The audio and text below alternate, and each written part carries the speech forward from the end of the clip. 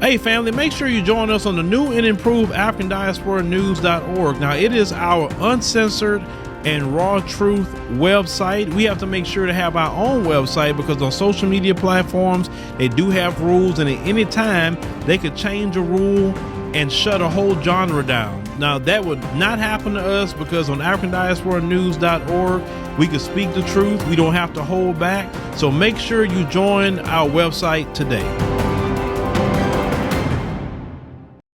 You have a little 11-year-old boy that, dealt with the race soldiers just attacking him, tackling him. And I want you to go ahead and hear this story. We want some policies put in place and oversight to prevent any future incidents where there is child abuse by law enforcement at Cal Expo again.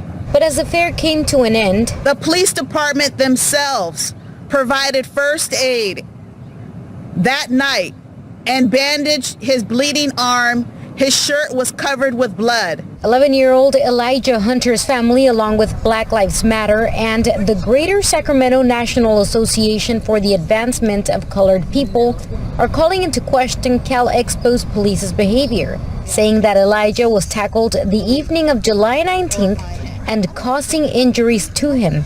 So they knew that they injured him because they provided the first aid before we even made it to Kaiser Hospital, where he did receive further treatment. What makes him different from any other 11-year-old? And I'll tell you what it is. He's black.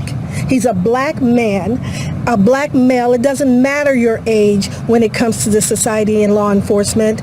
You are treated differently. The family and attorney are also concerned about a document that they say that Elijah was forced to sign without any family members present. Cal Expo says that when their policies are violated, fairgoers are asked to not return and sign a document agreeing to such.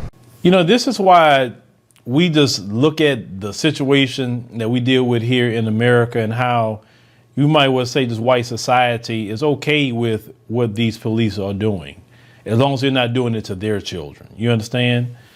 Because there's no way that a grown man should be tackling an 11-year-old boy, because most children is not going to fight with the police like that. If the police tell them, come here, I need to talk to you about something, they don't have to tackle them or do anything like that. They get just a kick out of harming and abusing black people. They get a kick out of that, obviously, and there's no consequences for it. Because if a parent was to do that to a child or anybody else that do that to a child, they'd be getting put underneath the jail, and rightfully so. But how is it that in these laws that we have on the books that they can just do whatever they want to anybody? It's nothing that's off the table. When it's time to actually go do some real police work and actually go stop an active shooter or something like that, going into a school or whatever, you're not trying to run in there like talking about. You want to assess everything. You want to make sure this or that. But when it comes to picking on a child or somebody jaywalking or someone on a traffic stop, you big and bad then. See, that's my thing. Go ahead on and do that when it's really time to put in some good law enforcement work. Instead of sitting up there doing this to a child. It's despicable. And yes, they do need to be sued. I'm a firm believer of lawsuits. They need to sue them. But the bad part about the police departments in America is that it's taxpayer funded. I believe the individual police officers need to be paying their own lawsuits, not the city. Because if they start actually making these guys bankrupt on their own, then they'll put a stop to it. And also make them lose their peace officer's license. That's another thing they could do and really get them off the street so they can't transfer it to another department. But y'all let me know what y'all think about this with this young man. Like I said, it's just, they love to traumatize black children. They love it. They love it. And y'all can, like I said, before, and I'll say it again, parents that, really feel this way, make sure you start traveling with your children. Show your children that it's not like this all over the world. It's not. Because the problem is with a lot of black people, we think that this is the end all be all, and it's not. We're living behind enemy lines.